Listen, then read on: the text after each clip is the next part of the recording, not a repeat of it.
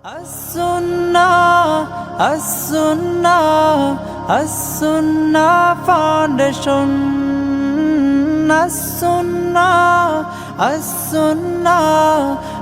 As-Sunnah Foundation. আসসালামু আলাইকুম ওয়া রাহমাতুল্লাহি ওয়া বারাকাতুহু। আলহামদুলিল্লাহি ওয়াহদা ওয়াসসালাতু ওয়াসসালামু আলা মান লা নাবিয়্যা বা'দাহু আম্মা বা'দ। সুপ্রিয় দর্শক শ্রোতা ভাই বোন, দেশে এবং প্রবাসে যে যেখান থেকে আমাদের সঙ্গে আজকের এই সরাসরি প্রশ্নোত্তরমূলক অনুষ্ঠান সরাসরি সমাধানে যোগ দিয়েছেন, আপনাদের সকলকে সাদর আমন্ত্রণ এবং অভিনন্দন জানাচ্ছি as-Sunnah ফাউন্ডেশন স্টুডিও থেকে। as-Sunnah ফাউন্ডেশনের স্টুডিও থেকে প্রতি সপ্তাহের মতো আজও আমরা এই সরাসরি প্রশ্নোত্তরমূলক অনুষ্ঠানে আপনাদের সঙ্গে ঘণ্টাব্যাপী থাকছি এবং আপনাদের যে কোনো জীবন ঘনিষ্ঠ জিজ্ঞাসার উত্তর সর্বাধিক সংখ্যায় আমরা দেওয়ার আপ্রাণ চেষ্টা করব। কোরআন ও সুন্নাহ ভিত্তিক এই ইলমের আয়োজনে শুরু থেকে শেষ পর্যন্ত থাকুন, নিজের জ্ঞানকে সমৃদ্ধ করার চেষ্টা করুন এবং সেই সাথে অন্যদেরকে জানতে সহায়তা করুন। আর বিশেষভাবে একটি বিষয় আমরা দৃষ্টি আকর্ষণ করতে চাই যে বারবার আমরা বলার পরও বিভিন্ন মন্তব্যের রিপ্লাইতে, পাল্টা মন্তব্যে অনেকে অযাচিতভাবে মন্তব্য করে থাকেন, অপ্রাসঙ্গিক লিঙ্ক ইত্যাদি দিয়ে থাকেন। আল্লাহর ওয়াস্তে অন্যকে বিরক্ত করার মতো হারাম কাজ করবেন না, সেটা দিন প্রচারের কাজ হতে পারে না।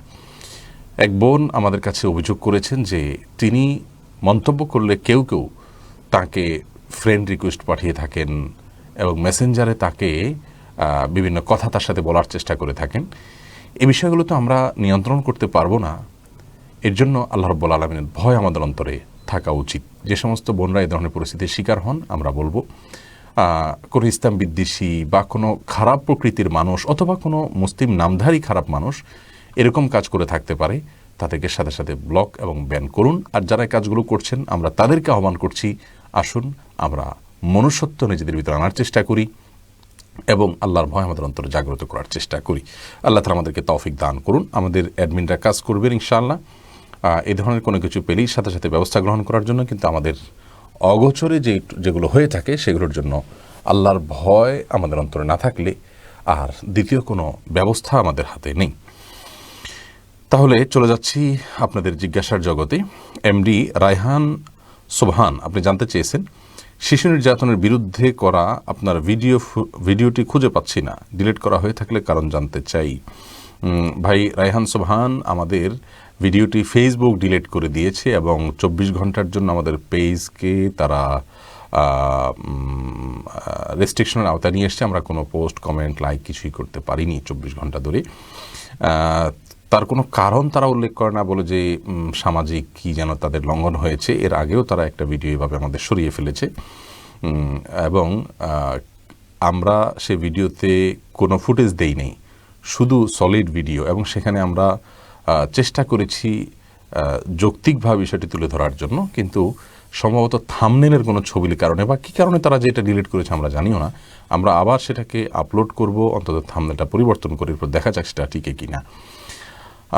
তবে ভালো হয়েছে আপনি প্রশ্ন করাতে, অনেকেরই বিষয়টি নিয়ে আগ্রহ থাকতে পারে জানার, আমরা জানিয়ে রাখলাম।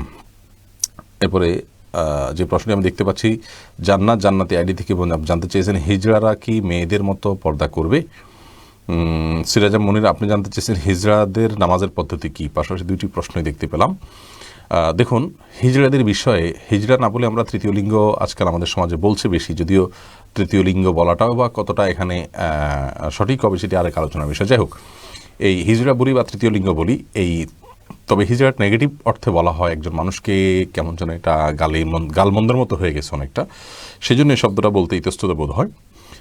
তো হিজড়া বা তৃতীয় লিঙ্গ লোকদের ব্যাপারে একটা ভিডিও আমাদের এই পেজে আছে, আমাদের ইউটিউব চ্যানেল as-Sunnah ফাউন্ডেশনে আছে। সেখানে আমরা তাদের সম্পর্কিত বিভিন্ন বিধিবিধান উল্লেখ করার চেষ্টা করেছি, আর সেটি প্রচারিত হয়েছে যমুনা টিভিতে।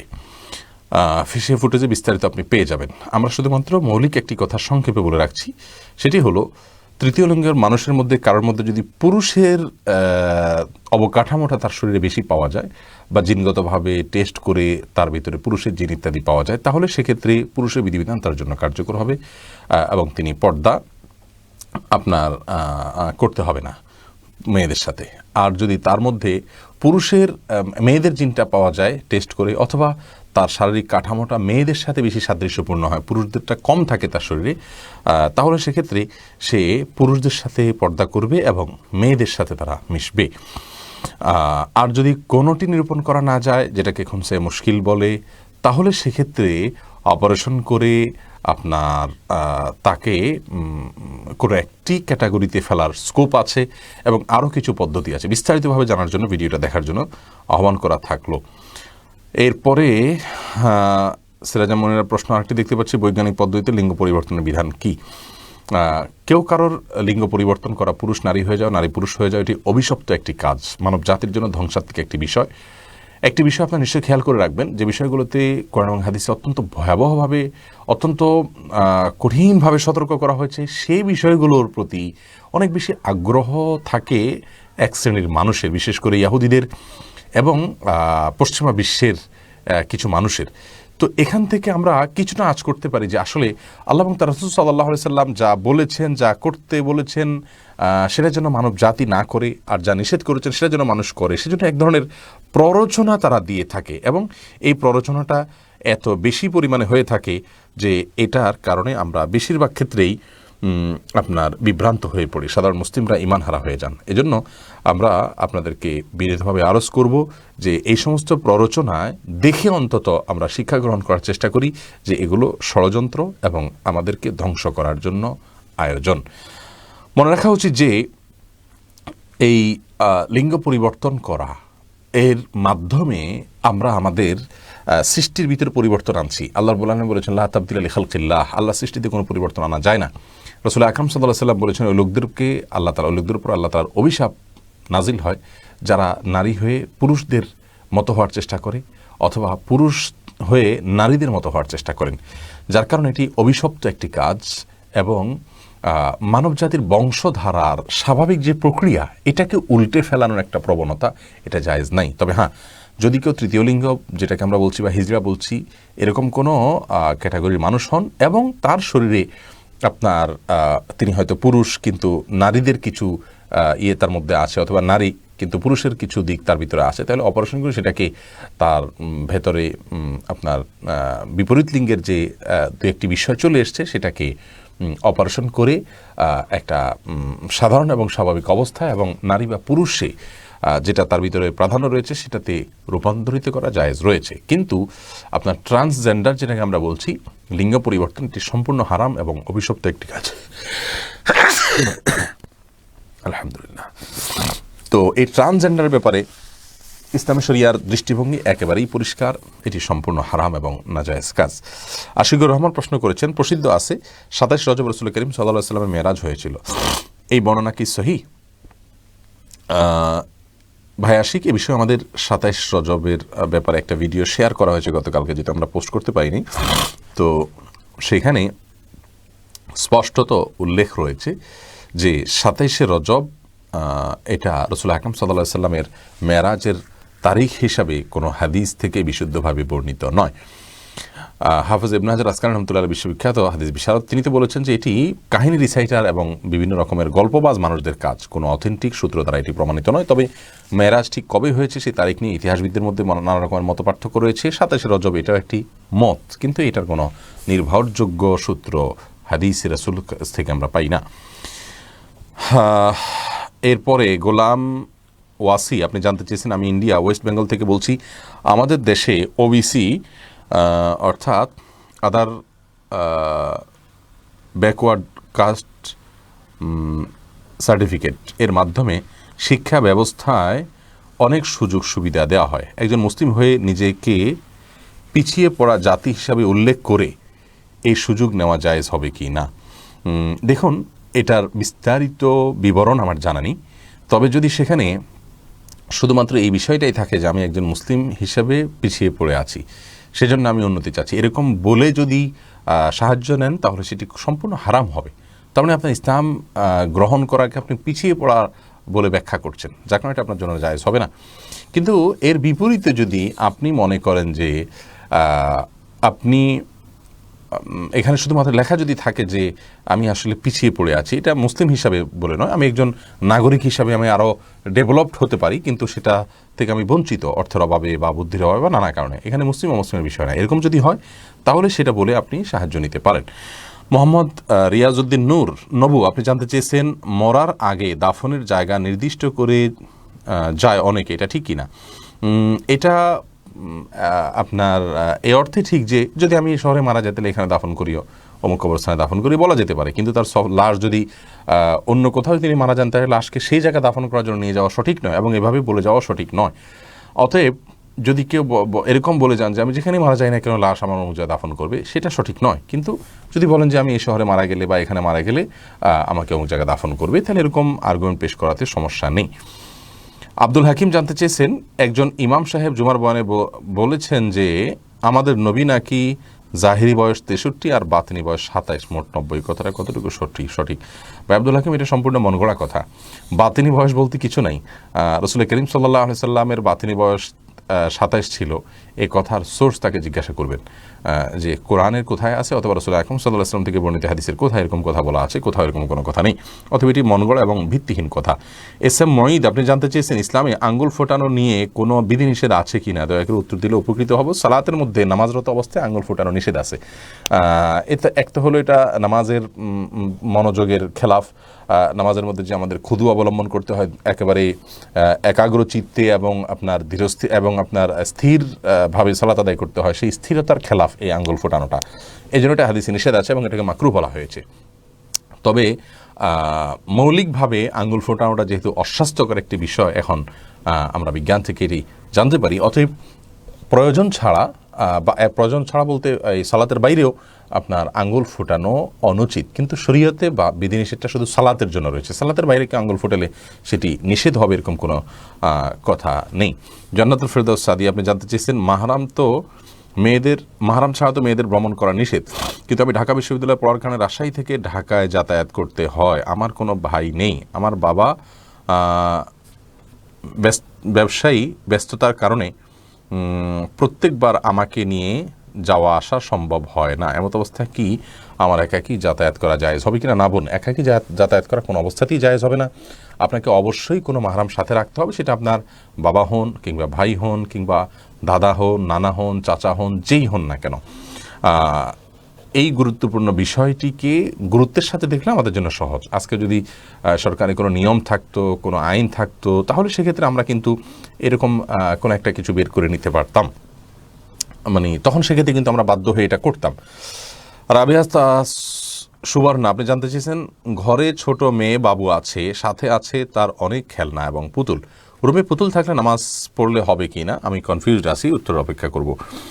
বোন রাবেয়া, রাসূল আকরাম সাল্লাল্লাহু আলাইহি সাল্লামের বাসায় আম্মা জান আয়েশা রাদিয়াল্লাহু তাআলা আনহা পুতুল নিয়ে খেলা করেছেন এবং আরও নবী সাল্লাল্লাহু আলাইহি ওয়াসাল্লামের বাসায় গিয়েছেন, পুতুল নিয়ে বাচ্চারা খেলেছেন, এরকম প্রমাণ পাওয়া যায়। এর উপর ভিত্তি করে অনেক উলামায়ে কেরামের বক্তব্য হলো যে বাচ্চারা যদি পুতুল নিয়ে খেলা করে তাহলে সেটা জায়েজ রয়েছে, শুধু খেলার জন্য, এটাকে শো পিস হিসাবে রাখার জন্য নয়, শো কেসে প্রদর্শন করার জন্য নয়। খেলা করলো, খাট চোখের নিচে পড়ে থাকলো, বাস এইটুকু করাতে কোনো অসুবিধা নেই, এটা অনেক উলামায়ে কেরাম বলেছেন। আবার অনেক উলামায়ে কেরামের মতে শোপিস এই খেলনা যদি পুতুল যদি এরকম হয় যে তার পরিপূর্ণ অবয়ব বোঝা না যায়, যেমন বাচ্চারা খেলনা নিজেরা তৈরি করে, জাস্ট আপনার একটা কাপড়ের অংশ দিয়ে কল্লা আর হাত বোঝা যায়, কিন্তু চোখ কান নাক এরকম আলাদা করে তার প্রতিটা অঙ্গ স্পষ্ট বোঝা যায় না, পূর্ণাঙ্গ অবয়ব বোঝা যায় না, তাহলে সেরকম পুতুল রাখাতে অসুবিধা নেই।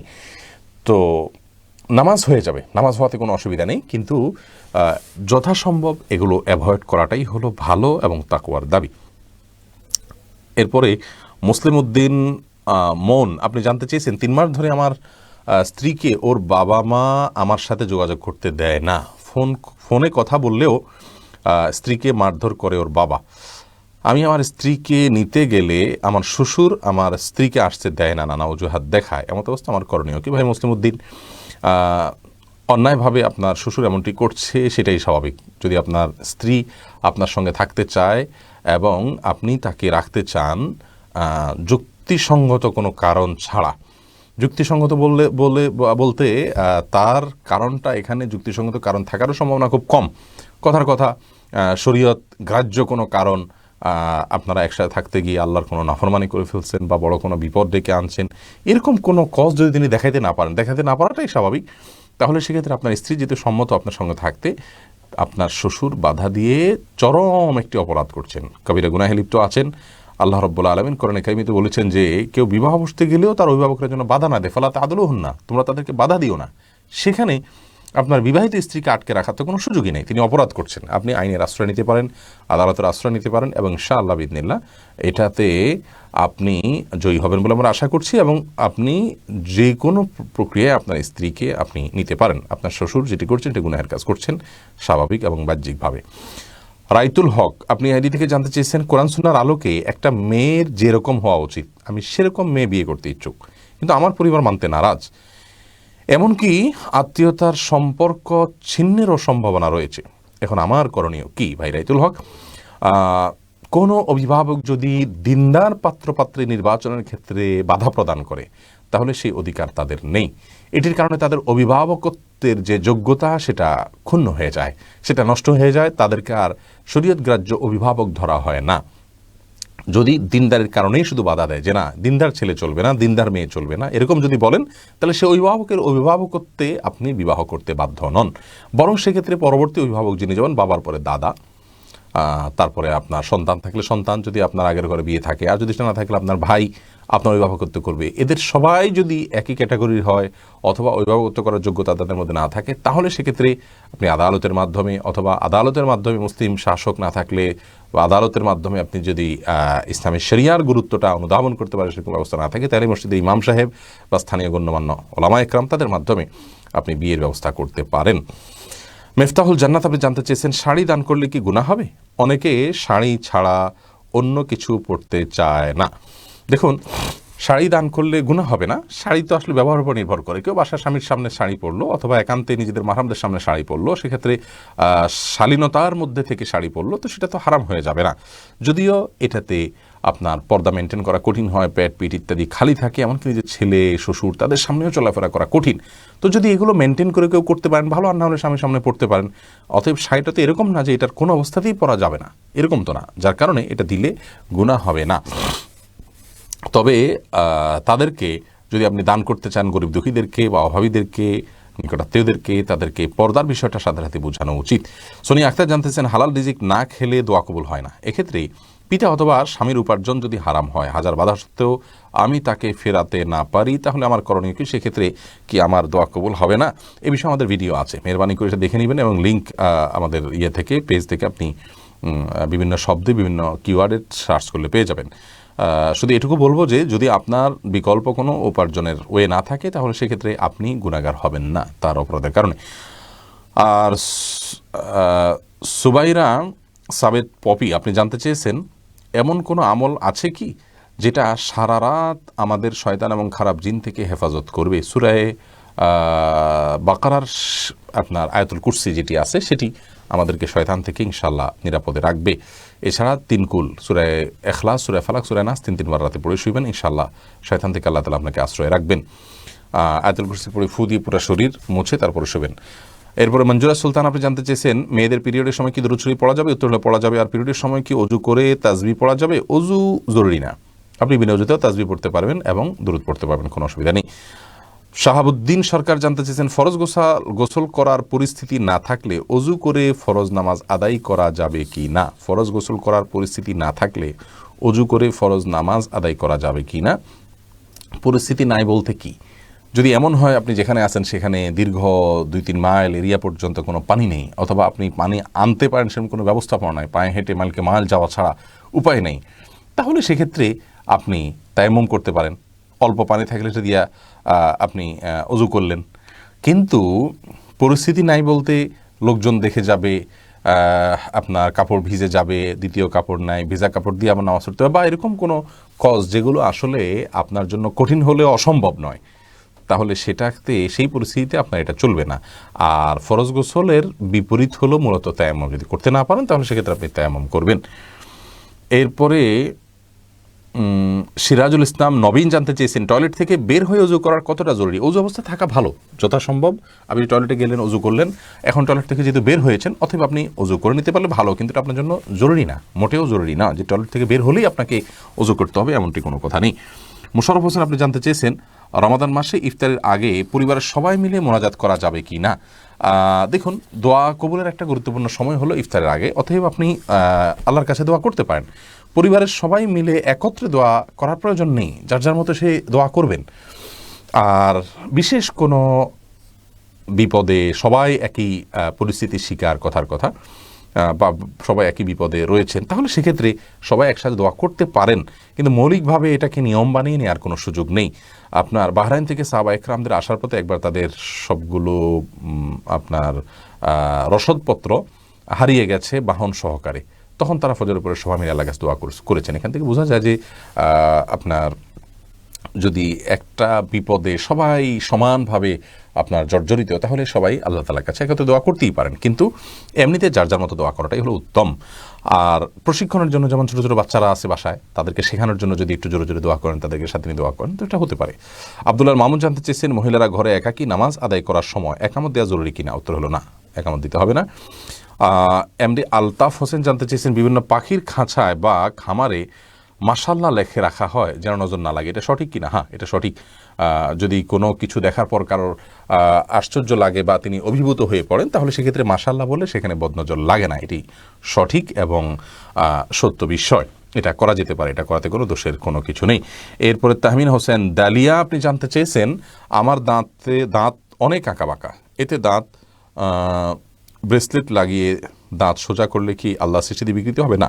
এটাকে আল্লাহ সৃষ্টি বিকৃতি বলা যাবে না, এটা এক ধরনের ত্রুটি বলতে পারি, এটাকে আমরা সংশোধন করতে পারি, অপারেশন করা যেরকম সঠিক এটাও সেরকম, এটাতে মৌলিক পরিবর্তন নেই।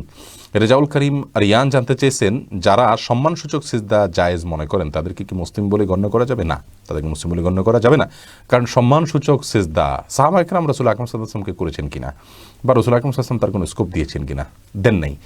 আর আদম আলাইহিসসালামের যেই আয়াতকে তারা দলিল হিসেবে পেশ করে থাকেন, সেটি তো শুধুমাত্র স্বয়ং আল্লাহ নির্দেশ করেছেন আদম আলাইহিসসালামের বেলায় ফেরেশতাদেরকে, কোনো মানুষকে সিজদা করেছেন বা আল্লাহ তাআলা পরবর্তীতে আদম আলাইহিসসালামের শরীয়তে এরকম কোনো কিছু ছিল, এরকম কোনো বিবরণ কি আছে?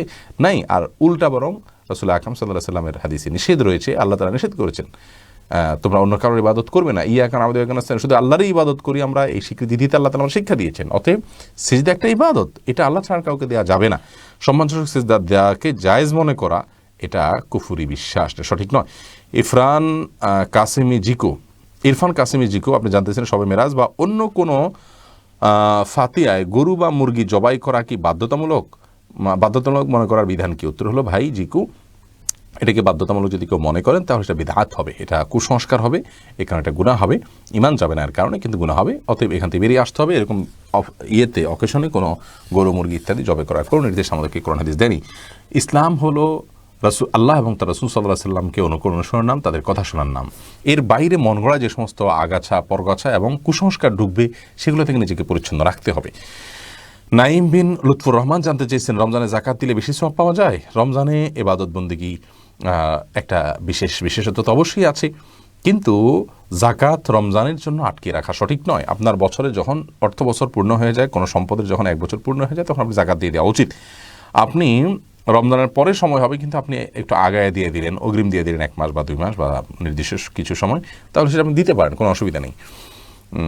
রমজানে দান করলে অবশ্যই সবটা বেশি হবে, কিন্তু সেটা ফরজ একটা রমজানে আদায় করলে 70টা ফরজের সমান সওয়াব হবে, এরকম একটা হাদিস আছে। সেই হাদিসটি আসলে বিশুদ্ধতার মানদণ্ডে উত্তীর্ণ নয়। এরপরে এফসি প্রোডাকশন আইডি থেকে আপনি জানতে চাইছেন বিয়েতে ফটোগ্রাফি করে উপার্জিত টাকা খাওয়া কি হারাম হবে?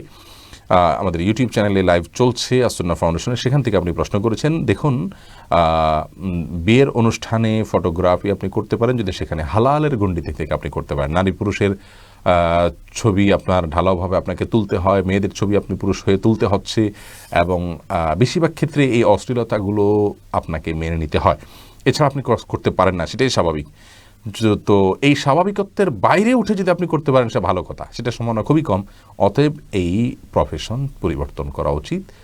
ঈমান নিয়ে নেকামলে দুনিয়াতে বেঁচে থাকার জন্য, হালাল রুজির জন্য, দুমুঠো ভাতের জন্য আমাদের খুব বেশি কষ্ট করতে হয় যে তা নয়। আল্লাহ রাব্বুল আলামিন সেই ইমানে তাকত আমাদের সবাইকে দান করুন। এরপরে এমডি সুমন আলী আপনি জানতে চাইছেন, নামাজের মধ্যে সিজদার আয়াত তেলাওয়াত করলে কি নামাজরত অবস্থায় সিজদা দিতে হবে? নামাজের মধ্যে সিজদার আয়াত যদি তেলাওয়াত করেন তাহলে নামাজরত অবস্থায় সিজদা দিবেন। যখন পড়ছেন তখনই আপনি সাথে সাথে সিজদা দিয়ে এসে বাকি নামাজ শেষ করবেন, এটাই উচিত। শামিউল মল্লিক আপনি জানতে চেয়েছেন, শরীয়তের নির্দেশনা ঠিক রেখে ফুটবলকে কি পেশা হিসাবে গ্রহণ করা যাবে? উত্তর আশা রাখলাম। শরীয়তের নির্দেশনা কিভাবে ঠিক রাখবেন? এক নম্বর কথা হলো আপনি হাফ প্যান্ট আপনাকে পড়তে হবে, হাঁটু বের করে রাখতে হবে, যেটি বিশুদ্ধ মত অনুযায়ী পর্দার সতরের অন্তর্ভুক্ত, ঢাকতে হবে আমাদেরকে। আর দ্বিতীয়ত, আপনি যদি ফুটবলকে পেশা হিসাবে গ্রহণ করেন তাহলে সেক্ষেত্রে ফুটবল এর সাথে আজকাল যে জাতীয় বা আন্তর্জাতিক পর্যায়ে ম্যাচগুলো হয়ে থাকে এর সাথে জুয়া থেকে নিয়ে নানান অপকর্ম এর সাথে জড়িত। কোনোভাবে সেগুলো থেকে এই খেলাকে পৃথক করার কোনো সুযোগ নেই। অতএব আপনি এটার সাথে ইনভলভ হওয়া মানে সেই হারাম আয়োজনের সাথে ইনভলভ হওয়া। তৃতীয়ত, আপনি যাকে পেশা হিসাবে নিচ্ছেন এটা আসলে কোনো উপকারী কাজ কিনা, আদৌ উপকারী কোনো কাজ নয়, এবং এটা আর্থসামাজিক কোনো উন্নতি এখান থেকে হয় না। সব মিলিয়ে এটাকে পেশা হিসাবে গ্রহণ করা জায়েজ হয় না। আপনি এমন কিছু করবেন যেটার থেকে কোনো উৎপাদন হবে, যেটা থেকে আর্থসামাজিক কোনো উন্নতি হবে, এটার সাথে অশ্লীলতা, বেহায়াপনা, মদ, জুয়া সবগুলো অপরাধের সঙ্গে জড়িত, আয়োজনের সাথে জড়িত এবং অনর্থক একটা আয়োজন যার মাঝে আসলে মানব জাতির কোনো কল্যাণ নেই। এটাকে পেশা হিসাবে একান্তে গ্রহণ করা জায়েজ হবে না। নজরুল ইসলাম জানতে চেয়েছেন, আমি কোনো এক অনলাইন শপ থেকে ডিসকাউন্ট মূল্যে অর্থাৎ 2 লাখ টাকার বাইক 1 লাখ টাকায় অর্ডার করেছি। অর্ডারের 2 মাসের মধ্যে ডেলিভারি দিবে এই শর্তে, কিন্তু তারা যথাসময়ে ডেলিভারি না দিতে পারায় আমাকে 2 লাখ টাকা রিফান্ড করলো। এক্ষেত্রে আমার অতিরিক্ত টাকা নেওয়া হালাল হবে কি না? ভাই নজরুল ইসলাম, এটা আপনার ইভ্যালি ইত্যাদি করে থাকে। এই অতিরিক্ত অর্থ নেয়ার বিষয়ে আমরা এক্ষুনি উত্তর দিচ্ছি না। এই বিষয় নিয়ে ওলামায়ে কেরাম গবেষণা করছেন এবং বিভিন্ন জায়গা থেকে গবেষণা চলছে। ইনশাআল্লাহ বিদিন আমরা এটা পরবর্তীতে আপনার কখনো উত্তর দেবো এবং আমরা এটাকে নোট নিলাম যাতে করে আপনার এটা উত্তর আমরা দিতে পারি ইনশাআল্লাহ বিদিনিল্লাহ। এমডি সালমান কোরাইশি আপনি আমাদের ইউটিউব চ্যানেলে প্রশ্ন করেছেন যে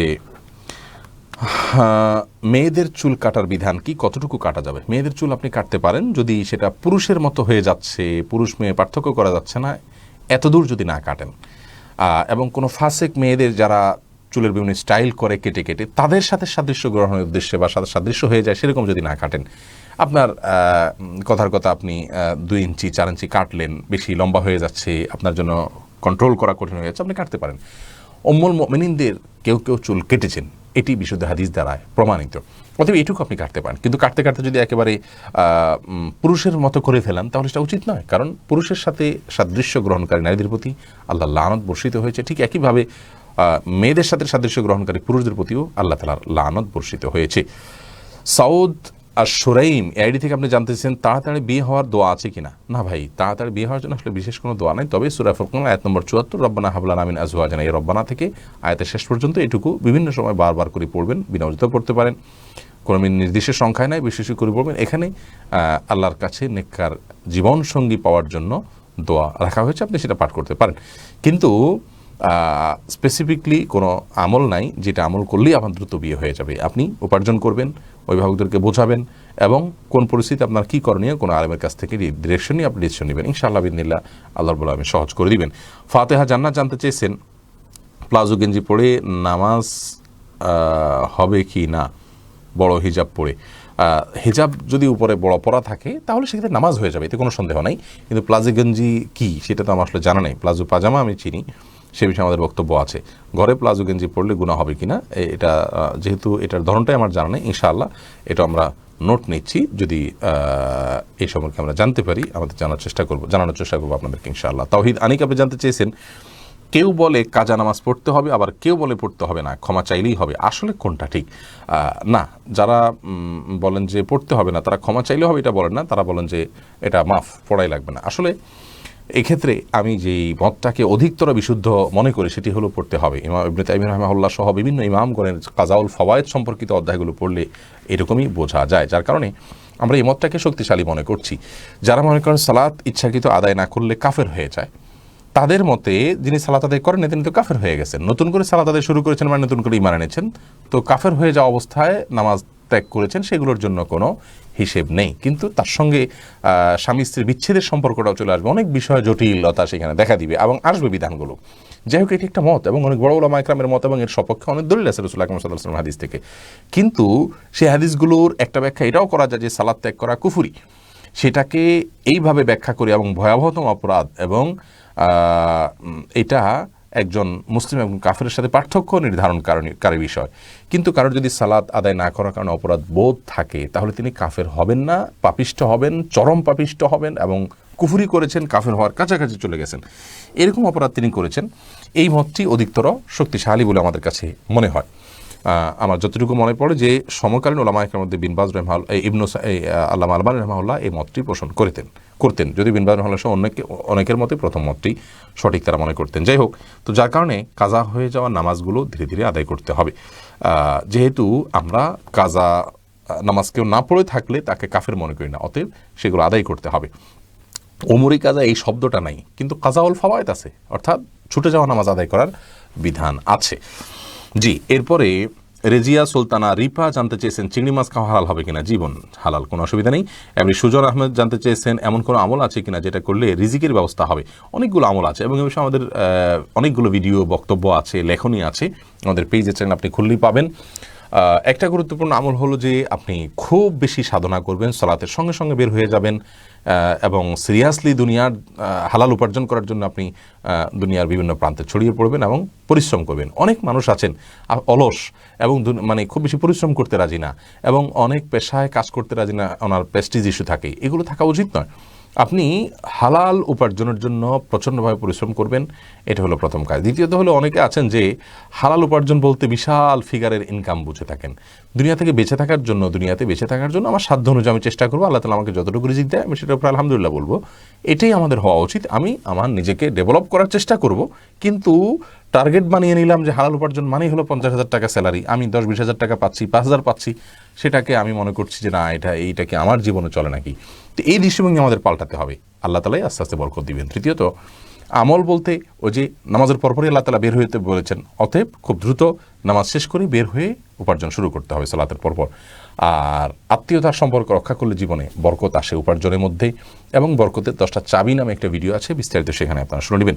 সোহান তানভীর জানতে চেয়েছেন সাম্প্রতিক সময়ে জার্মানিতে নারী দ্বারা মসজিদ পরিচালনা, নামাজের পূর্বে আজান দেয়া এবং ইমামতি করানো, নারী ইমামের পেছনে দাঁড়িয়ে মেয়ে ছেলেদের নামাজ আদায়, এ বিষয়ে ইসলামের দৃষ্টিভঙ্গি কী জানালে খুশি হব। ভাই শাহন তানভীর, প্রথমত জার্মানিতে আপনি যে দৃশ্য দেখেছেন আমরাও দেখেছি, এটি সম্পূর্ণভাবে হারাম একটি কাজ।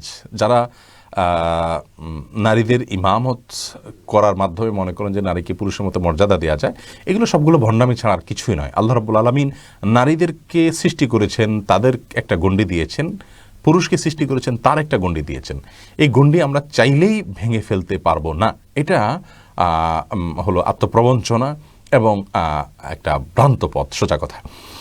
ইসলাম শরীয়তে এটার কোনো অনুমোদন নেই। সালাতে জামাতের সাথে সালাত আদায় করবেন পুরুষরা এবং সেখানে পুরুষ ইমামতি করবেন। মেয়েদেরকে যেখানে মানে নবী সাল্লাল্লাহু আলাইহি ওয়াসাল্লাম নির্দেশ নেই হলে বাসায় নামাজ পড়া উত্তম। তারা বাহিরে আসাটা, প্রয়োজন ছাড়া বাহিরে বের হওয়াটা তাদের নিরাপত্তার জন্য আপনার সঠিক পদক্ষেপ নয়। আপনি গোটা পৃথিবীতে যারাই নারী মুক্তির আন্দোলনের সবক আমাদেরকে শেখায়, তাদের সমাজে নারীদের প্রতি নির্যাতনের এবং তাদের প্রতি অবিচারের, এমনকি পাশবিক নির্যাতনের যে রেশিওর কথা আমরা জানতে পারি, সেখান থেকে দিনের আলো মতো পরিষ্কার হয় যে আসলে তারা যে পদ্ধতিতে নারীদেরকে অধিকার দিতে চান সেটি সঠিক পদ্ধতি নয়, তারা নিজেরাই সেটাতে ব্যর্থ। অতএব এটি জায়েজ নয়, সম্পূর্ণ হারাম একটি কাজ। সুলতানা পারভিন জানতে চেয়েছেন আকিকা আর সময় বাচ্চার মাথার চুল ফেলে দেয়া কি সুন্নাত। দেখুন, আকিকার সময় বাচ্চার মাথার চুল ফেলে দেয়া এটা 7ম দিনে করা সুন্নাত।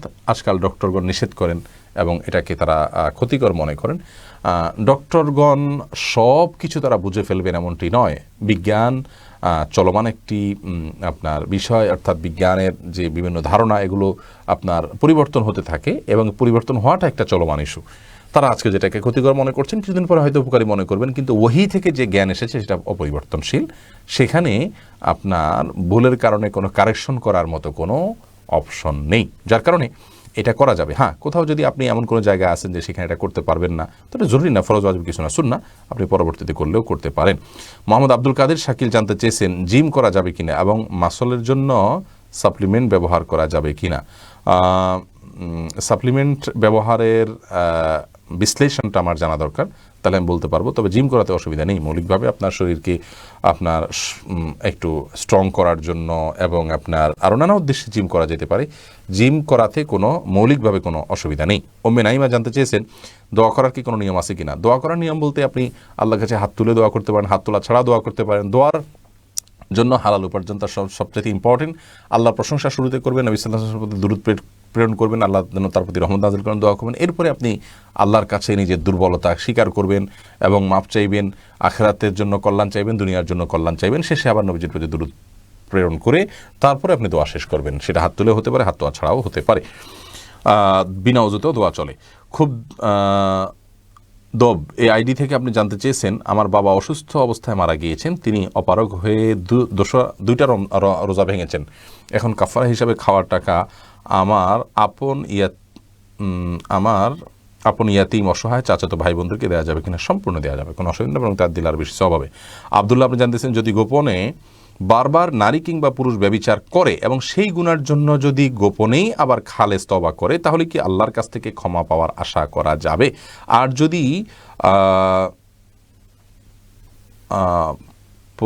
পরকাল দিবসে প্রমাণ থাকে তাহলে কি তওবা করলে গুনাহ হবে কি না? আর যদি প্রকাশ্য দিবালোকে, লেখাটা ভেঙে গেছে, প্রকাশ্য দিবালোকে যদি প্রমাণ থাকে তাহলে তওবা করলে গুনাহ হবে কিনা। দেখুন, ব্যভিচার যদি জীবনে হয়ে যায় তাহলে তওবা যদি খালেস অন্তরে করে আর কখনো করবে না, সেমন প্রতিজ্ঞা করে এবং জেনার যে অপশন আছে, দুয়ার আছে, সেখান থেকে অনেক দূরে সরে যায়, তাহলে এটা সম্পূর্ণ জায়েজ আছে। চালিশের তওবা আল্লাহ তাআলা অবশ্যই কবুল করবেন। এবং প্রকাশ্যে দিবালোকে তওবা করুক আর গোপনে তওবা করুক, সব তওবাই আল্লাহর কাছে ক্ষমা চাইলে আল্লাহ তাআলা মাফ করবেন। এমন না যে আপনার প্রকাশ্যে করলে মাফ হবে না, গোপনে করলে মাফ হবে, বরং তওবা যদি করার মতো করেন, তওবার শব্দের অর্থ কিন্তু ফিরে আসা। তার মানে আপনি আপনার অবস্থান পরিবর্তন করেছেন, আপনি আর কখনো এই পথে যাবেন না সে মর্মে প্রতিজ্ঞা করেছেন, যেটা হয়েছে তার জন্য লজ্জিত হয়েছেন এবং গুনাহ হতে পারে সেরকম সমাজ এবং পরিবেশ থেকে নিজেকে সরিয়ে নিয়েছেন। এটাই তওবা। এরকম তওবা যদি আপনি করতে পারেন, আল্লাহ তাআলা সব ধরনের গুনাহই মাফ করবেন, প্রকাশ্য। নাবিলা সুলতানা জানতে চেয়েছেন যদি কোনো স্বামী তার প্রথম স্ত্রীকে না জানিয়ে দ্বিতীয় বিয়ে করেন এবং প্রথম স্ত্রী জানার পর দ্বিতীয় স্ত্রীকে ডিভোর্স দেন আর লিখিতভাবে তালাক দেয়, তাহলে কি তালাক হয়ে যাবে? সম্পর্কে ইসলাম কি বলে? প্রথমত প্রথম স্ত্রীকে জানিয়ে বিয়ে করাটা শরীয়তের দৃষ্টিতে দ্বিতীয় স্ত্রীর সাথে বিয়ে বিশুদ্ধ হওয়ার জন্য কোনো পূর্ব শর্ত নয়। আর প্রথম স্ত্রী জানার পর দ্বিতীয় স্ত্রীকে যদি ডিভোর্স দেয় এবং লিখিতভাবে তালাক দেয়, তাহলে সেক্ষেত্রে তালাক হবে, তালাক হওয়াতে কোনো সমস্যা নেই। যদি তার দ্বিতীয় স্ত্রীকে তিনি বিয়ের পরে তালাক দেন, তালাকের শর্ত অনুযায়ী দিলে তালাক হয়ে যাবে। কিন্তু শুধুমাত্র স্ত্রী প্রথম স্ত্রীর বলার কারণে তাকে তালাক দেওয়া তার প্রতি অবিচার। আবার প্রথম স্ত্রীও অহেতুকভাবে তার দ্বিতীয় স্ত্রীকে তালাক দিতে স্বামীকে বাধ্য করাও অবিচার এবং গুনাহের কথা, কিন্তু তালাক দিলে তালাক হয়ে যাবে। এমনি রাইদ হোসেন জানতে চেয়েছেন কোনো মানুষের সম্মানে দাঁড়ানো যাবে কি না। কোনো মানুষের সম্মানার্থে দাঁড়ানো যাওয়া নিয়ে ওলামা ইকরামদের মত পার্থক্য আছে। কিছু হাদিসকে পেশ করেন, ওলামা ইকরাম এটাকে নিষেধ করেন, বাকি অন্যান্য ওলামা ইকরাম সেটাকে জায়েজ মনে করেন। এবং এটা তাদের একটা যুক্তি এটাও যে নবী আলাইহিস সালামের যুগে এটা অমুসলিমদের কালচার ছিল, এখন এটা সাধারণ কালচারে পরিণত হয়েছে, এটা মুসলিমের কালচার নয়, অতএব দাঁড়িয়ে কাউকে সম্মান করা যেতে পারে এবং দ্বিতীয় মতটি আমার কাছে অধিকতর শক্তিশালী মনে হয়। তাসলিমা আক্তার জানতে চেয়েছেন মাছের আইশ বা রক্ত কাপড়ে লাগলে নামাজ হবে কিনা। এই বিষয়ে আমাদের ভিডিও আছে চ্যানেল এবং পেজে, বেশিরভাগ প্রশ্ন উত্তর আমাদের দেওয়া আছে, শুধু আপনার সার্চ করলে আর কষ্ট করে লিখতে হয় না, আমাদের আবার দ্বিতীয়বার সময় ব্যয় করতে হয় না। মাছের রক্ত কাপড় লাগলে হবে না, এটা শরিয়ার দৃষ্টিকোণ থেকে এটা আসলে রক্ত নয়, অতএব এই রক্ত যদি তাছাড়া প্রবাহমানও নয়, বিধায় এই রক্ত কাপড়ে লাগলে নামাজ হবে, কোনো অসুবিধা নেই। আইস লাগলে তো হবেই, কোনো অসুবিধা নেই। এমনি কামরুজ্জামান জানতে চেয়েছেন ঠোঁটের নিচে দাড়ি কাটার বিধান কি। ঠোঁটের নিচের দাড়িগুলো এগুলো দাড়ির অন্তর্ভুক্ত, অথবা এগুলো কাটা যাবে না। এরপরে পারভিন MNHP আইডি থেকে আপনি জানতে চেয়েছেন রমজানের সাহারির সময় ঘুম থেকে উঠতে না পারলে করণীয় কি। রমজানে যদি সাহারির সময় ঘুম থেকে উঠতে না পারেন, কোনো অসুবিধা নেই, সাহারি খাওয়ার তো ফরজ ওয়াজিব নয়। যখন ঘুম থেকে উঠলেন তখন থেকে আর কিছু পানাহার করবেন না, বাস, তাহলে হয়ে গেল, আপনার রোজা হয়ে গেল। তখন নিয়ত করলেন, তখন থেকেই আপনার রোজা যথেষ্ট হয়ে যাবে। কিন্তু সাহারির সময় সাহারি খেতে না পারলে আর রোজা হবে না, বা আপনার সাহারি খেতে পারলাম না, এখন ইফতার পর্যন্ত কীভাবে থাকবো, এটা হীনমন্যতা ছাড়া আর কিছু নয়। কারণ ইসলামের শুরুর দিকে তো রোজা ছিল এরকম যে ঘুমের আগ পর্যন্ত যা মানুষ চাইতো তা খেতে পারতো, ঘুমে গেলে আর সাহারি বা ভোর রাতে উঠে আর খাওয়ার কোনো অপশন ছিল না, ওখান থেকে তারা ইফতার বন্ধ থাকতেন। অতএব এটা কঠিন কিছু নয়, অসম্ভব কিছু নয়। অনেকেই সারি খেতে পারেন না, আমাদের জীবনে এরকম অনেকবার হয়েছে যে সারি খেতে পারি নাই, কিন্তু আলহামদুলিল্লাহ ইফতার পর্যন্ত রয়েছি, কোনো অসুবিধা হয়নি। মানুষের জন্য এগুলো কঠিন বা অসম্ভব কোনো বিষয় নয়। এরপরে এমডি ইসলাম হোসেন জানতে চেয়েছেন, সরকারি চাকরি করাকালীন উক্ত অফিস থেকে বিভিন্ন হোম লোন, গাড়ি লোনের সুবিধা নেওয়া যাবে কি না? যদি হোম লোন, গাড়ি লোন নিতে গিয়ে কোনো সুদের কারবারে জড়িত হতে না হয় কোনো অসুবিধা নেই, আপনি নিতেই পারেন, কোনো অসুবিধা নেই। মহিবুল্লাহ বিন শফিক জানতে চেয়েছেন, মিথ্যা ইনফরমেশন দিয়ে উপবৃত্তির টাকা নেওয়া জায়েজ হবে কি না? না, মিথ্যা ইনফরমেশন দিয়ে, মিথ্যা তথ্য দিয়ে আপনি কোনো কিছু গ্রহণ করা জায়েজ হবে না। মুমিন, একজন ইমানদার, একজন মুসলিম মিথ্যা বলতে পারেন না। আপনার ইসলাম সৌন্দর্য মণ্ডিত হবে যদি আপনি একজন সত্যবাদী মুসলিম হন। আপনি মিথ্যাবাদী মুসলিম হলে সেই মুসলিমই বলা যায় না তাকে। অতএব কোনো দুনিয়াবি সামান্য তুচ্ছ স্বার্থ হাসিল করার জন্য, তুচ্ছ স্বার্থ বলেছি, গোটা পৃথিবীটাই তুচ্ছ। আল্লাহ রাব্বুল আলামিন গোটা পৃথিবীকে আখিরাতের তুলনায় তুচ্ছ উল্লেখ করেছেন। অতএব এই দুনিয়ার গোটা বিশ্ব একদিকে যদি রাখা হয় আর তার জন্য মিথ্যা বলতে হয়, একজন ইমানদার মিথ্যা বলবেন না। অতএব উপবৃত্তির টাকার জন্য মিথ্যা ইনফরমেশন দেওয়া যায় না, প্রয়োজনে নেবেন না।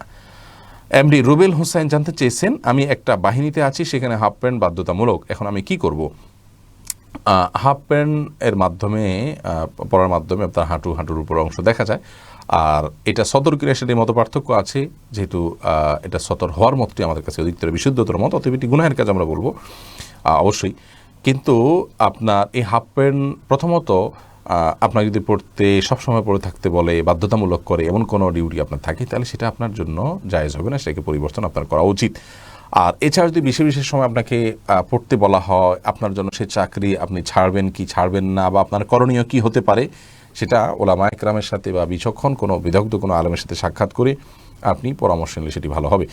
তাফহিম নাদিয়া জানতে চেয়েছেন, অনেক হাদিসের বইয়ে কোরআন আয়াতসমূহ লেখা থাকে, সেগুলো পড়তে হলে কি অজু করতে হবে? না, যদি বইতে দু চারটা আয়াত হয়তো ভেতরে আছে, মূলত এটা কোরআনই শুধু নয়, তাহলে সেক্ষেত্রে ওইটা পড়ার জন্য অজু জরুরি নয়। তবে কোরআন আয়াত যেখানে লেখা আছে ওখানে স্পর্শ করবেন না। মাহমুদা মুক্তা জানতে চেয়েছেন, মেয়েদের চুল কাটার ক্ষেত্রে সামনের চুল ছোট, পেছনের চুল বড়, এভাবে কাটা যাবে কি না? আমরা একটু আগে একটা উত্তর দিয়েছি, সেখানে বলেছি কোনো ফাসিক মেয়েদের স্টাইলে চুল কাটবেন না, পুরুষের সাথে সাদৃশ্য হয়ে যায় সেভাবে কাটবেন না, এছাড়া কাটতে পারেন। বাকি সচরাচর মেয়েদের যেহেতু চুল পেছনের দিকে ফালানো থাকে এবং সেটাই উচিত, অতএব পেছন থেকে কাটাটাই স্বাভাবিক, সামনে থেকে কেন কাটতে যাবেন? হ্যাঁ, যদি সামনে থেকেও কোনো চুল আপনার চোখের উপরে থাকে, কোপার উপরে চলে আসা, যতই আশ্রান আবার নিয়ন্ত্রণ করতে পারেন না, বা বিরক্তির কারণ হয়, কোনো যৌক্তিক যদি কোনো ওজুর থাকে, কাটতে পারেন, কিন্তু ওই যে দুইটা শর্ত আছে সেগুলো মাথায় রেখে করতে হবে। লুৎফুর আনোয়ার জানতে চেয়েছেন, কাঁকড়া খাওয়া জায়েজ হবে কি না? কাঁকড়া খাওয়া জায়েজ হওয়া না হওয়া নিয়ে ওলামা কেরামের মধ্যে পার্থক্য আছে, ইমামদের মধ্যে পার্থক্য আছে। ইমাম আবু হানিফার মতে এটি মাকরু, অন্যান্য অনেক ইমামের মতে এটি সম্পূর্ণ জায়েজ আছে, কিন্তু হারাম কারোর মতে না। কাজী জুবাইদা সাহেব আপনি জানতে চেয়েছেন, অনেক সময় শুনি যে সাহাবীগণ সিজদায় দোয়া করতেন, সিজদায় দোয়া কিভাবে করতে হয়? সিজদায় দোয়া করবেন, আল্লাহর কাছে চাইবেন, কোরআন হাদিসে বর্ণিত যে কোনো দোয়া করবেন। আর নফল নামাজ হলে অপশনটা আরেকটু বেশি থাকে, আপনি মাতৃভাষায় দোয়া করতে পারেন, যদিও সেটা নিয়েও মতপার্থক্য আছে ওলামা একরামের মধ্যে। তারপরে সিজদায় আপনি তাসবিহ পাঠ করছেন, তখন মনে মনে আপনার বিভিন্ন চাওয়া আল্লাহর কাছে পেশ করতে পারেন, সেটাতে কোনো অসুবিধা নেই। তবে কোরআন হাদিসে বর্ণিত দোয়াগুলো আপনি সিজদায় করতে পারেন। নবী আলাইহিস সালাম সিজদায় দোয়া করার জন্য সহিহ মুসলিমের হাদিসে আমাদের দোয়া করেছেন, নির্দেশ করেছেন। তিনি বলেছেন, ফাকফিরু ফীহি মিনাদ দুআ, তোমরা সিজদায় বেশি বেশি দোয়া করবে।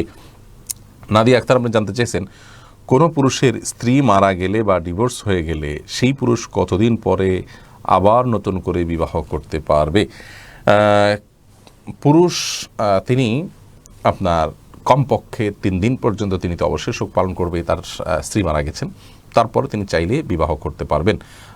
অর্থাৎ তার জন্য তো আসলে ইদ্যতের বিষয় নয়, জাস্ট আপনার তার শোক কেটে গেলে এবং তিনি যে কোনো সময় তিনি বিয়ে করতে পারেন। কোনো মহিলা স্বামী মারা গেলে বা ডিভোর্স হলে সেই মহিলা কতদিন পর আবার নতুন করে বিয়ে করতে পারবেন? মেয়েদের ব্যাপার হলো, যদি স্বামী মারা যান তাহলে 4 মাস 10 দিন পর, আর যদি ডিভোর্স হয় তাহলে 3টা মাসিক বা আপনার 3 মাস পর তিনি অন্যত্র বিয়ে করতে পারবেন।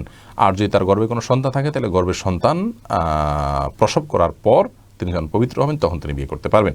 এখন ছেলে মেয়েদের মধ্যে পার্থক্য কেন, বৈষম্য কেন? দেখুন, তালাকেরটাই যদি আমরা বলি যে নারীর গর্ভে আগের স্বামীর কোনো সন্তান আছে কি না, এটা একটা প্রশ্ন সাপেক্ষ বিষয়। যতই টেস্ট করেন এরপরেও সম্ভাবনা অনেক সময় থেকে যায়, এটা একটা বিষয়। এরপরে আরও অনেকগুলো বিষয় আছে এখানে। তো পুরুষের ক্ষেত্রে কিন্তু এইসব বিষয়গুলো থাকছে না, যার কারণে এটা নারীদের জন্য প্রযোজ্য, পুরুষের জন্য নয়। এরপরে রেহানা আমির, আপনি জানতে চেয়েছেন আমার স্বামী আমার সাথে অনেক খারাপ ব্যবহার করে, আমার স্বামী আমার কোনো হক পূরণ করেন না, তারপরও আমি তার সাথে আছি, আমি ধৈর্য ধরে আছি যে একদিন ঠিক হয়ে যাবে ইনশাআল্লাহ, কিন্তু সে আমাকে বারবার ডিভোর্সের হুমকি দেয়, এক্ষেত্রে আমার করণীয় কি? আপনার স্বামীকে কাউন্সেলিং করানো উচিত, কোনো ভালো আলেম, কোনো ভালো মানুষের কাছে নিয়ে তাকে বোঝানো উচিত। তিনি যে ভুল করছেন, তিনি যে অন্যায় করছেন, তিনি যে গুনাহ করছেন, এই জিনিসটা তাকে যদি বোঝানো যায়, ইনশাআল্লাহ বিদিনিল্লাহ এই সমস্যার সমাধান হবে বলে আমরা আশা করছি। আর যদি তাতে কাজ না হয়, তাহলে সেক্ষেত্রে আপনার এই অধিকার আছে, আপনি চাইলে তাকে আপনি তার সাথে ছড়াছাড়ির উদ্যোগ আপনি নিতে পারেন, যদি আপনার জন্য সেটি অসহনীয় পর্যায়ের হয়। এরপরে আমানুল্লাহ, আপনি জানতে চেয়েছেন যমজ বাচ্চাদের আকিকার নিয়মটা জানাবেন। একই নিয়ম, যমজ বাচ্চা হলে তাদের, ছেলে হলে দুইটা বাচ্চা হলে দুই চারটা ছাগল, আর যদি মেয়ে হয় তাহলে সেক্ষেত্রে দুইটা মেয়ে হলে দুইটা ছাগল আপনাকে দিতে হবে, যেহেতু যমজ বাচ্চা দুইজন, অতএব দুইজনের জন্য আপনাকে আকিকা দিতে হবে। এরপর সাব্বির আহমদ জানতে চেয়েছেন জামাতে নামাজ পড়ার সময় অজু ভেঙে যায়, তাহলে কি করব? যদি প্রথম কাতারে আমি থাকি কিভাবে বের হব? প্রথম কাতারে যদি আপনি থাকেন তাহলে সেক্ষেত্রে আপনাকে চেষ্টা করতে হবে বের হওয়ার জন্য। যদি বের হতে পারেন তো আলহামদুলিল্লাহ। যেমন কোনো মসজিদে, এখন মডেল মসজিদ যেগুলো হচ্ছে আমাদের দেশে, চারপাশে যাওয়ার জন্য, হাঁটার জন্য কিছু জায়গা আলাদা রাখা আছে, টাইলস রাখা আছে, তো সেগুলোতে আপনি হেঁটে যেতে পারলে যাবেন। আর যদি খুব বেশি দীর্ঘ অনেকগুলো কাতার না থাকে, পেছনে 1 2 3টা কাতার থাকে, তাহলে হালকা ফাঁক করে আপনি বের হয়ে যাবেন। আর যদি এত বেশি মানুষ পেছনে থাকে যে আপনি বের হইতে গেলে অনেক মানুষকে কষ্ট দিয়ে বের হতে হবে, তাহলে আপনি ওই অবস্থায় বসে থাকবেন বা দাঁড়িয়ে থাকবেন সালাত বাদ দিয়ে, এরপরে আপনি বের হবেন। এরপরে ইসরাত বর্ণা, আপনি জানতেছেন আজানের সময় বাথরুমে থাকাকালীন অবস্থায় কি আজান উত্তর দেওয়া যাবে? উত্তর হলো না। বাথরুমে যেহেতু আল্লাহর নাম নেওয়া এবং জিকির করা হাদিসে নিষেধ রয়েছে, অতএব আপনি বাথরুমে বসে এই কাজটি করতে পারবেন না, বরং সেখানে বসে যথাসম্ভব আপনি মনে মনে জিকির করতে পারেন। বের হয়ে যদি আজান পান তাহলে সেক্ষেত্রে আপনি বের হওয়ার উত্তর দিতে পারেন। মোহাম্মদ জুবাইর হোসেন জানতেছেন মাথায় কুফরি চিন্তা এলে করণীয় কি? মাথায় যদি কুফরি চিন্তা আসে তাহলে সেক্ষেত্রে করণীয় কি? অনেক বক্তব্য এই বিষয়ে আমাদের আছে, মেহরবানি করে একটু সার্চ দিয়ে দেখে নেন। এসকে এমডি ফরিদ জানতে চেয়েছেন মশার রক্ত জামায় লাগলে নাপাক হবে কিনা? উত্তর হলো না, মশার রক্ত জামায় লাগলে নাপাক হবে না, এবং মাছের যে বিষয়টি, মশার বিষয়টি একই। তাওহিদ আনিক, আপনি জানেন ঘরের কেউ জেগে থাকলে তাহাজ্জুদ নামাজ হবে কিনা? হবে, কোনো অসুবিধা নেই। কেউ জেগে থাকলে যে আপনার তাহাজ্জুদে কোনো নিষিদ্ধ হবে এরকম কিছু নয়, বরং তাহাজ্জুদ সালাতের সাথে কারো জেগে থাকলে কোনো সম্পর্ক নেই। সবাই ঘুমিয়ে থাকলে, সবাই একটা ঘরে কয়েকজন তাহাজ্জুদ পড়লে তাহলে কীভাবে হবে? অতএব কোনো অসুবিধা নেই এটাতে, কেউ জেগে থাকলে আপনি পড়তে পারেন। এমনি জাকির জানতে চেয়েছেন, তবে হ্যাঁ, কারো ডিস্টার্ব যেন না হয় সেদিকটা খেয়াল করতে হবে। এমনি জাকির জানতে চেয়েছেন জেনে শুনে নিজের বয়স কমিয়ে বেশি সময় চাকরি করলে তা হালাল হবে কিনা? উপার্জনটা হালাল হয়ে যাবে, কিন্তু কাজটা হারাম এবং মিথ্যার আশ্রয় নেওয়া। মুমিন মিথ্যা বলতে পারেন না, খুব জঘন্য অপরাধ, আল্লাহর কাছে মিথ্যুক হিসেবে তার নাম লেখা হয়ে যায়। এমনি মাজহারুল জানতে চেয়েছেন মসজিদে প্রবেশের পর 2 রাকাত নফল নামাজ না পড়ে বসে পড়লে গুনাহ হবে কিনা? 2 রাকাত নামাজ, মসজিদে প্রবেশের 2 রাকাত নামাজটাকে নফল না ওয়াজিব, এটা নিয়ে মত পার্থক্য আছে। ইমাম আবু হানিফা রাহিমাহুল্লাহর দৃষ্টিভঙ্গি হলো, বা আমাদের উলামা ইকরামের, বেশিরভাগ উলামা ইকরামের দৃষ্টিভঙ্গি হলো যে এটি সুন্নাত, যদি আরবের স্কলাররা এটাকে ওয়াজিব বলেন, এবং সেই মতটা আমার কাছে বেশি শক্তিশালী মনে হয়, কারণ রাসূল আকরাম সাল্লাল্লাহু আলাইহি ওয়াসাল্লামের ভাষা এখানে অত্যন্ত কঠোর ভাষা এবং নির্দেশসূচক, এবং খুব গুরুত্বের সাথে বলেছেন ফালা ইয়াজলিসান্না লা ইয়াজলিস আহাদুকুম, তোমাদের কেউ যেন না বসে মসজিদে ঢোকার পরে 2 রাকাত সালাত আদায় করা ছাড়া। এরকম কথা নবী সাল্লাল্লাহু আলাইহি ওয়াসাল্লাম যেখানে বলেন সেটা ওয়াজিব হওয়ার সম্ভাবনাই বেশি থাকে, এবং কেউ বসেছেন নবী সাল্লাল্লাহু আলাইহি ওয়াসাল্লাম তাকে উঠায় আবার পড়াইছেন, বাধ্য করেছেন পড়ার জন্য, তো এগুলো তো আবশ্যক না হলে এরকম করেন না তিনি। অতএব ওয়াজিব হওয়ার মতটি বেশি শক্তিশালী। যাই হোক, এখন আপনি বললেন যে না পড়ে বসলে গুনাহ হবে কিনা, যেহেতু ওয়াজিবের মতটা শক্তিশালী আমরা মনে করি, অতএব না পড়ে বসে গেলে গুনাহ হবে। তবে কেউ যদি চেয়ারে বসেন, ডাইরেক্ট ফ্লোরে না বসেন, বা দাঁড়িয়ে থাকেন, বা কিছু হেলান দিয়ে বসেন, তাহলে সেক্ষেত্রে, হেলান দিয়ে বসেন বলতে দাঁড়িয়ে হেলান দেন, তাহলে সেক্ষেত্রে সেটা গুনাহ হবে বলে আমরা মনে করি না। তবে আপনার স্বাভাবিকভাবে যদি বসে যান তাহলে 2 রাকাত সালাত পড়ে তারপরে বসবেন। তবে যেহেতু আমার দেশের সংখ্যাগরিষ্ঠ ওলামা ইকরাম এটাকে সুন্নাত বলে থাকেন, নফল বলে থাকেন, অতএব তাদের মতে গুনাহ হবে না, এবং সেই মতেরও অত্যন্ত শক্তিশালী দলিল রয়েছে। ওবায়দুল হক জানতে চেয়েছেন নামের আগে কি মোহাম্মদ লিখতেই হবে? নামের আগে মোহাম্মদ লিখতে হবে এমন কোনো কথা নেই ভাই ওবায়দুল হক, এবং এটা কোরআন সুন্নাহর কোনো নির্দেশও নয়, বরং এটি আমাদের সমাজে নানা কারণে শ্রী লিখতো, মুসলিমরাও লিখতো এক সময়, তখন সেটা দিয়ে পার্থক্য করার জন্য হিন্দুরা শ্রী লেখে, আমরা মোহাম্মদ লিখে, একটা সময় এটা দরকার ছিল। তো এখন আর সেই প্রয়োজনীয়তা আছে বলে আমি মনে করছি না। আর শরীয়তে এরকম কোনো কথা বলে নাই, কোনো সাহাবীর নামের শুরুতে মোহাম্মদ লেখা হয় নাই। এরপরে এমডি মাহফুজ করিম জানতে চেয়েছেন আপনি, দুঃখিত আপনার প্রশ্নটি চলে গেল। এমনি জাকির হোসেন জানতেছেন মরণোত্তর কিডনি বা চক্ষু দান করার ব্যাপারে ইসলাম কি বলে? কোনো ব্যক্তির যদি প্রয়োজন হয় তার জন্য দেয়া যেতে পারে, কিন্তু এগুলো আমি নিয়ে কবরে যেয়ে কী করবো, নষ্টই তো হয়ে যাবে, তার সাথে মানুষকে দিয়ে দিলাম, এই দৃষ্টিকোণ থেকে দান করে যাওয়া এটা জায়েজ নাই। এরপরে রাতে কি হাত ও পায়ের নখ কাটা যাবে কি না জাকির হোসেন জানতে চেয়েছেন। যাবে, কোনো অসুবিধা নেই, হাত পায়ের নখ রাতে কাটাতে কোনো অসুবিধা নেই। রোজার সময় আজানের আগে ইফতার নেওয়া যাবে কি না? আজানের সাথে আসলে ইফতারের কোনো সম্পর্ক নেই, বরং এটি আপনার সূর্য ডুবার সাথে সম্পর্ক। সূর্য যদি ডুবে যায় তাহলে সেক্ষেত্রে আপনার ইফতার আপনি করবেন, আজান যদি একটু দিতে দেরি হয় কোনো অসুবিধা নেই। তারপরে রাগ করে বউকে তালাক দেওয়া হয়েছে, এখন আবারও আনতে চাই, এখন কিভাবে আনবে একটুখানি জানতে চাই। মোহাম্মদ মাহমুদুল জানতে চেয়েছেন, বউকে তালাক দিলে আর আনতে চাবেন কেন? এটা তো উচিত না, তালাক দেওয়ার আগে তো চিন্তা করা দরকার ছিল। যাই হোক, কোন তালাক দেওয়ার পরে কিভাবে তালাক দিলে আর দ্বিতীয়বার নেওয়া যাবে সে বিষয়ে একটা ভিডিও আমাদের আছে, কিভাবে তালাক দিলে স্ত্রীকে ফিরিয়ে নেওয়া যাবে, পুনরায় বসবাস করা যাবে, সেই ভিডিওটা দেখে নেবেন মেহরবানি করে। এমনি জাকির আপনি জানতে চেয়েছেন, আপনার প্রশ্ন উত্তর দিয়েছে। মন শরীফা জানতে চেয়েছেন মেয়েরা কবর জিয়ারত করতে পারবে কিনা? না বোন, বিশেষ করে আপনার একটা হাদিসে আছে যে নবী সাল্লাল্লাহু আলাইহি সাল্লাম যারা অনেক বেশি মহিলাদের মধ্যে কবর জিয়ারত করে তাদের উপরে ভর্ৎসনা করেছেন। তো এই হাদিস থেকে কেউ কেউ বলেছেন যে অনেক বেশি না করলে মাঝে মধ্যে গেলে জায়েজ আছে, কিন্তু বেশিরভাগ ওলামায়ে কেরামের মত হলো, সংখ্যাগরিষ্ঠ ওলামায়ে কেরাম কোরআন হাদিসকে অ্যানালাইসিস করে যেটি বলেছেন, যে মতটি ব্যক্ত করেছেন তা হলো মেয়েরা কবর জিয়ারত করবেন না, তবে কবরের অদূরে পাশে, ওয়ালের পাশে দাঁড়িয়ে তারা আপনার তাদের প্রিয়জনের জন্য দোয়া করা, সালাম পেশ করা এগুলো করতে পারেন, কিন্তু কবরস্থানে তারা প্রবেশ করবেন না।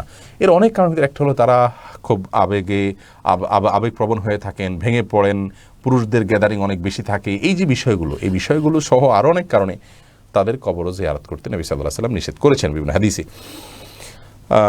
এমনি মাজহারুল জানতে চেয়েছেন মসজিদে প্রবেশের পর 2 রাকাত নফল নামাজ, এটা বলেছি, আপনার প্রশ্ন উত্তর দিয়েছি। ওবায়দুল হক নামের আগে কি মোহাম্মদ লিখতে হবে, এটা উত্তর দিয়েছি। আলপনা হোসেন জানতে চেয়েছেন নানা নান্নুর জন্য কি দোয়া পড়বো? আমার 7 বছরের ছেলে আব্দুল্লাহ জানতে চায় আপনার কাছে। বোন আলপনা, আপনার 7 বছরের ছেলে আব্দুল্লাহর জন্য আমার পক্ষ থেকে শুভেচ্ছা রইল। সে প্রশ্ন করেছে ছোট্ট বন্ধু আমাদের, আল্লাহ তাআলা আব্দুল্লাহকে তার মা বাবার স্বপ্নের সন্তান হওয়ার মানুষ হওয়ার তৌফিক দান করুন। আর নানার জন্য দোয়ার জন্য বিশেষ কোনো দোয়া নেই বাবা আব্দুল্লাহ, তুমি তোমার নানা নানুর জন্য আল্লাহর কাছে দোয়া করবে, আল্লাহ যদি বেঁচে থাকেন বলবে আল্লাহ তুমি তাদেরকে ঈমানের সাথে সুন্দরভাবে বাঁচিয়ে রাখো এবং তাদেরকে দীর্ঘদিন সুস্থভাবে সবলভাবে আমাদের মধ্যে রাখো। আর যদি তারা মারা গিয়ে থাকেন তাহলে দোয়া করবে আল্লাহ তুমি আমার নানাকে, আমার নানুকে বা যিনি মারা গেছেন তার কথা বলে উল্লেখ করবে, তাকে মাফ করে দিবেন, বাস এভাবে দোয়া করলে চলবে। শারমিন আক্তার জানতে চেয়েছেন সিগারেট খাওয়ার কারণে কি স্বামীকে ত্যাগ করা যাবে? স্বামীকে ত্যাগ করার জন্য সিগারেট খাওয়ার কারণটি যথেষ্ট নয়। সিগারেট খাচ্ছেন তিনি গুনাহ করছেন, হ্যাঁ যদি এত বেশি খান এবং মুখ পরিষ্কার না করেন, দুর্গন্ধে আপনার কষ্ট হয় তাহলে সেটি আরেক বিষয়, কিন্তু এইটুকু কারণেও স্বামীকে ত্যাগ করা উচিত নয়।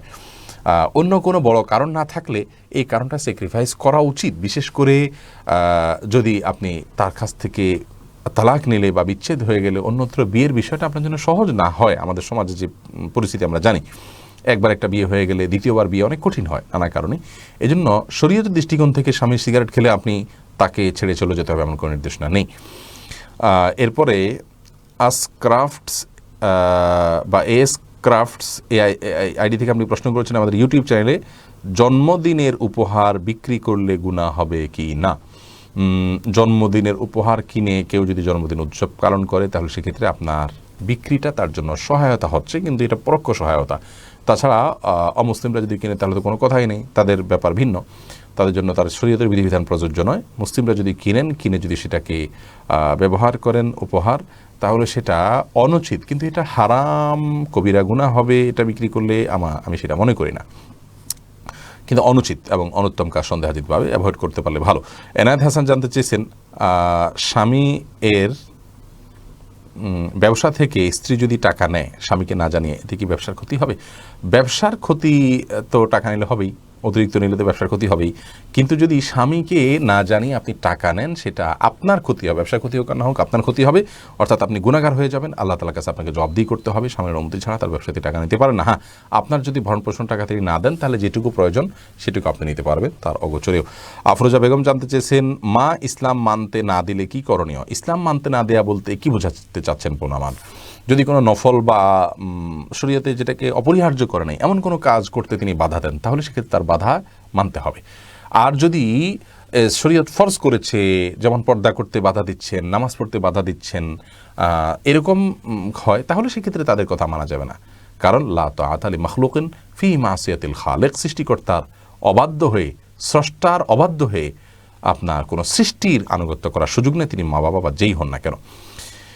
এরপরে জান্নাতুল নাইমা জানতে চেয়েছেন, হিন্দু বান্ধবী থাকলে আমি যথাযথভাবে পর্দা করে তার সাথে বের হতে পারবো কিনা, নাকি তাকে এড়িয়ে চলা উচিত? তার সাথে চলতে অসুবিধা নেই, বিশেষ করে আপনি যদি আপনার আচরণ দিয়ে তাকে ইসলামের সৌন্দর্য ফুটিয়ে তুলতে পারেন এবং আপনি তাকে বিভিন্ন ফাঁক ফোকরে ইসলামের বাস্তবতা এবং এটা যে আল্লাহ রাব্বুল আলামিনের পক্ষ থেকে একমাত্র মনোনীত দিন, এই বিষয়গুলোকে আপনি সুন্দরভাবে যদি তুলে ধরতে পারেন, সেই উদ্দেশ্যে আপনি অবশ্যই করতে পারেন। সেই উদ্দেশ্য ছাড়াও আপনি প্রয়োজন হলে দুনিয়াবি কারণেও যেতে পারেন, কোনো অসুবিধা নেই। সাহাবা ইকরাম অনেক অমুসলিমদের সাথে চলাফেরা করেছেন। হ্যাঁ, তাদেরকে অন্তরঙ্গ বন্ধু হিসাবে গ্রহণ করা এটা উচিত নয়, অতএব তাদের সাথে চলাফেরা করতে আপনি পারেন। এরপরে শাহিন রিমি জানতে চেয়েছেন, স্ত্রীর বারণ করা সত্ত্বেও স্বামী ঘুষ নেয়, স্ত্রীর করণীয় কি? স্ত্রী যদি নিষেধ করেন তারপরেও স্বামী যদি ঘুষ খায়, তাহলে সেক্ষেত্রে তার দায়িত্ব তার উপরে, এর জন্য স্ত্রীর দায়িত্ব নেই। যেহেতু তার ঘুষ ছাড়াও হালাল উপার্জন আছে, অতএব তার ওই স্পেসিফিক কোনো ঘুষের টাকা যদি আনেন, সেটা স্ত্রী ব্যবহার করবেন না, নিবেন না। তবে তার ঘর করতে, সংসার করতে অসুবিধা নেই, যেহেতু তার হালাল উপার্জন আছে এবং মিশ্র উপার্জন আছে। তবে চেষ্টা তো অব্যাহত রাখতে হবে স্বামীকে হারাম কাজ থেকে দূরে সরানোর জন্য। জাহিদুর রহমান রুবেল জানতে চেয়েছেন, মসজিদের সভাপতি কি কোনো মহিলা হতে পারেন? আমাদের মসজিদের সভাপতি মহিলা, দয়া করে জানাবেন। দেখুন, মসজিদের সভাপতি মহিলা হবেন কিভাবে? সভাপতি মানে প্রধান দায়িত্বশীল রাইস, যিনি প্রেসিডেন্ট, তো তাকে তো মসজিদ পরিচালনার জন্য সভা করতে হবে, মিটিং করতে হবে অন্য পুরুষদের সাথে, তো সেখানে নারী কিভাবে করবেন? এটা জায়েজ নেই, গুনাহের কাজ। হ্যাঁ, তিনি প্রধান পৃষ্ঠপোষক অথবা এই জাতীয় কিছু হতে পারেন, যেখানে তার অন্য পুরুষদের সাথে বসে মিটিং সিটিং করতে হয় না। অতএব সেই জায়গা থেকে তিনি অবশ্যই দায়িত্ব পালন করতে পারেন। এরপরে এসএইচ বাবুল আপনি জানতে চেয়েছেন, নিজের সঠিক বয়স না জানলে অনুমান করে বয়স বললে গুনাহ হবে কি না? অসুবিধা নেই, বলার সময় বলতে হবে যে এত আনুমানিক, আমি সঠিক আসলে জানা নেই, বা আপনার প্রায় এত, এরকম বললে অসুবিধা নেই। সেলিনা পারভিন জানতে চেয়েছেন, যার গীবত করা হয়েছে তার নামে দান করলে, ইস্তেগফার করলে কি গীবতের গুনাহ মাফ হবে? যদি সে বেঁচে থাকে, তার কাছে মাপ চাওয়ার মতো নেই পরিবেশ, তাহলে সেক্ষেত্রে তার পক্ষ থেকে আল্লাহর কাছে দোয়া করবেন, আল্লাহ আপনি তাকে ক্ষমা করে দেন, তার পক্ষ থেকে দানও করতে পারেন, এটা ভালো উদ্যোগ। কিন্তু নির্দিষ্ট করে এইভাবে কোনো কিছু করতে হাদিসে বলা হয়নি। অতএব আপনি নিজ উদ্যোগে তার জন্য মাফ চাওয়ার পাশাপাশি তার পক্ষ থেকে দান করতে পারেন, অসুবিধা নেই। চৌধুরী বোরহান জানতে চেয়েছেন, জন্ম থেকে দাঁত না থাকলে দাঁতগুলো কি লাগানো যাবে? জন্ম থেকে যদি দাঁত না থাকে তাহলে সেক্ষেত্রে দাঁত লাগাতে পারেন, কোনো অসুবিধা নেই। সাকিবুল আশরাফুল জানতে চেয়েছেন, আসন্না ফাউন্ডেশনের একটা অ্যাপস হলে ভালো হয়। ইনশাআল্লাহ সব কিছু হয়ে যাবে ভাই সাকিব আশরাফুল। আমরা ওয়েবসাইট নিয়ে কাজ করছি, ওয়েবসাইটটা অনেক সমৃদ্ধ এবং বাংলাদেশের মধ্যে একটা দৃষ্টান্তমূলক ওয়েবসাইটের উপহার দেওয়ার আমরা কাজ করছি। দীর্ঘদিন থেকে অনেক ভাইরা আমাদেরকে সহায়তা করছেন, আল্লাহ তাদেরকে উত্তম বিনিময় দান করুন। অতএব সেটা হয়ে গেলে ইনশাআল্লাহ অ্যাপসও একসময় হয়ে যাবে। তবে আপাতত ডেইলি ইসলাম যে অ্যাপটা আছে, এটা সাথে আমরা অনেকটাই জড়িত, আমরা সহায়তা করছি এবং যে ভাইরা করছেন আমরা মিলেঝুলে কাজ করছি। ইনশাআল্লাহ বিদিল্লাহ সব কিছুই সময়মতো হয়ে যাবে। মাহমুদুল হাসান লিজন জানতে চেয়েছেন, পশ্চিম দিকে পা দিয়ে ঘুমানো যাবে কি না? কেবলার দিকে পা দিয়ে ঘুমানো যাবে কি না? পশ্চিম দিকে বলতে আমাদের জন্য পশ্চিম দিকে, কিন্তু যারা পশ্চিমা দেশগুলোতে আছেন তাদের জন্য অন্য কোনো দিকে হবে। অতএব যে যেখানে আছেন তার জন্য কেবলার দিকে পা দিয়ে ঘুমানো যাবে না, এলো প্রশ্ন। এই প্রশ্ন উত্তর হলো যে কোনো হাদিসে আসলে কেবলার দিকে পাও দিয়ে ঘুমাতে নিষেধ করা হয়েছে এরকম কোনো হাদিস কিন্তু নেই, পাই না আমরা। অতএব কেবলার দিকে পা দিয়ে ঘুমানো মৌলিকভাবে কোন হাদিসে নিষিদ্ধ কোনো বিষয় নয়। তবে যেহেতু কেবলা সেদিকে আছে, আমার কাছে যদি খারাপ লাগা কাজ করে কেবলার প্রতি শ্রদ্ধার জায়গা থেকে, তাহলে সেক্ষেত্রে অন্যদিকে আমি পা দিয়ে ঘুমালাম, শোলাম, সেটা ভালো, উত্তম। আব্দুল্লাহ তাহের আপনি জানতে চাইছেন, আমার শ্বশুর শাশুড়ির কোনো ছেলে নাই, সেক্ষেত্রে আমার দায়িত্ব একটু বলবেন। আপনার শ্বশুর শাশুড়ি যদি কোনো ছেলে না থাকে, আল্লাহ যদি আপনাকে সামর্থ্য দিয়ে থাকেন, আপনার স্ত্রীর মনোরঞ্জন এবং তার প্রতি আপনার আন্তরিকতা দেখানো যে কর্তব্য, সেই জায়গা থেকে আপনি শ্বশুর শাশুড়ির যদি খোঁজখবর নেন, তাদের পাশে দাঁড়ান, অবশ্যই এটি অনেক বড় সওয়াবের কাজ হবে ইনশাআল্লাহ, এবং করা উচিত আপনার যদি আপনার সাধ্যে থাকে। এমডি ফাহাদ মাহমুদ আপনি জানতে চেয়েছেন, ইসলামে মাজার জিয়ারতের বিধান কি? ভাই, কবর আর মাজার দুটো একই জিনিস। মাজার মানে হলো যেই জায়গা জিয়ারত করা হয়, কবরকে জিয়ারত করা হয়। অতএব আমরা মনে করি যে কোনো পীর বা বুজুর্গের কোনো নেককার মানুষের কবর হলে এটা মাজার হয়, সাদা মানুষেরগুলো কবর হয়। আসলে মাজার আর কবর দুইটা একই। যাই হোক, এটা জিয়ারতের বিধান হলো, এটা জিয়ারত করা জায়েজ আছে, কিন্তু সেখানে গিয়ে কোনো প্রার্থনা করা, তার কাছে কিছু চাওয়া, এগুলো জায়েজ নাই। এরপরে সুরুজুজ্জামান দরিদ্রা বা দরিদ্র ইংরেজিতে উচ্চারণটা লিখছেন কীভাবে, খুব ছোট করে দেখা যাচ্ছে এখানে। যাই হোক, আপনি আইডি থেকে জানতে চেয়েছেন কবরে ফুল দেওয়ার ব্যাপারে কিছু বলেন। কবরে ফুল কেন দিবেন ভাই? কবরে ফুল দেওয়াতে তো কোনো যৌক্তিক কাজ না। আপনি ফুল দিবেন জীবিত মানুষকে, যিনি ঘ্রাণ নেবেন।